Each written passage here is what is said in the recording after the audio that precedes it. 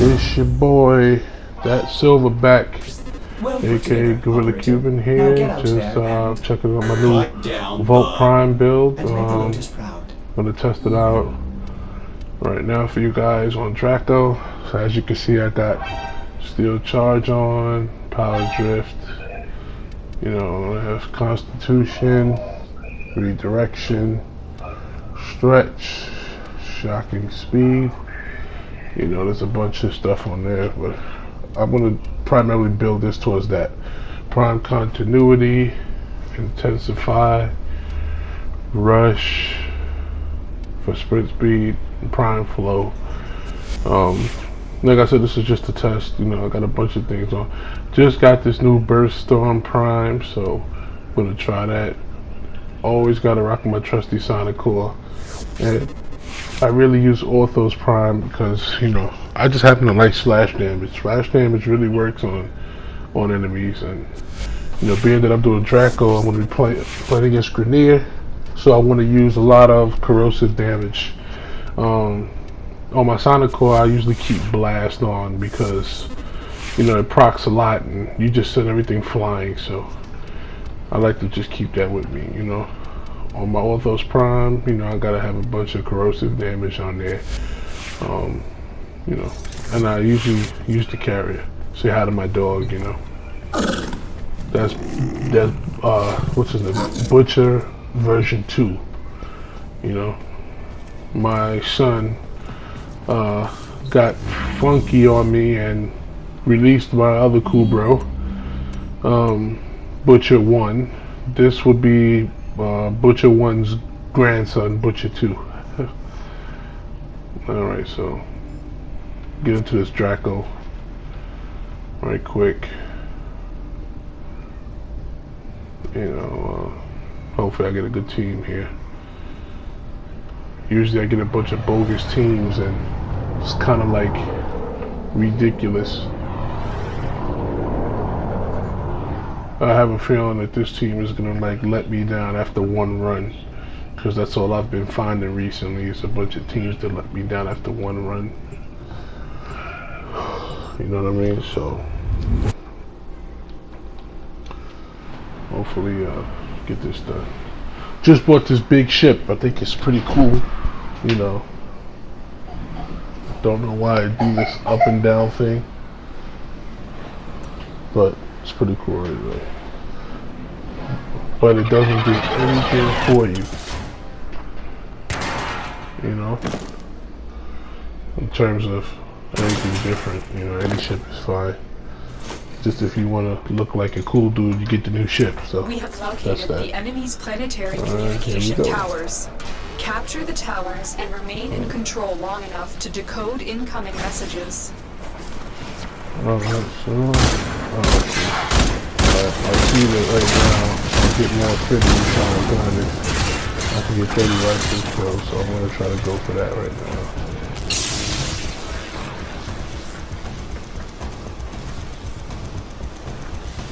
That, you know, it's just a just in case shield. I have a feeling they're going to come from that way anyway, so this is basically just capture the point. This is how you do it. You stand on it, capture the point. There's 4 points per level. Basically, capture the 4 points, hold them for as long as you can. You'll see on the side of the screen to your left there it says 10-0 and opponent. You basically want to keep your points held until you hit about 100. That's when you basically have won the round. So as you can see, my burst gun kind of leveled up. Right now I'm using something called sprint, and as I'm running, thanks to my augmented mod, creatures that are within my force field basically get shot. So, alright, great. I got 13 out of the 30 kills with the rifle. And here they come. Good time up here. Gotta clean up the kids low a little bit.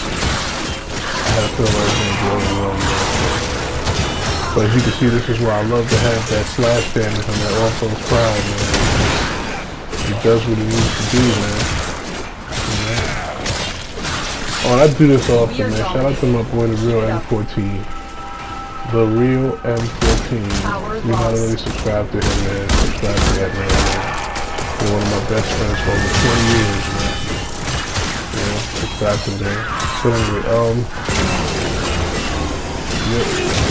as you can see, I'm going to town on some of these dudes.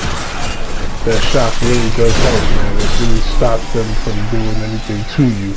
You could have your liberties with just kicking ass and taking names. So, in other words, I'm really starting to like this build, man. But you see, you could move that shield if you wanted to, because sometimes you tend to put it down in the wrong spot. But figured that, you know, I put it on an angle so it could basically block me from both sides or whatever. Keep fighting. Another thing, you know, when I'm running these intercept missions, I typically like to stay on one part of the level where I could be responsible for two points. So this way, you know, I let everybody else do the rest of the stuff because it's a lot easier that way.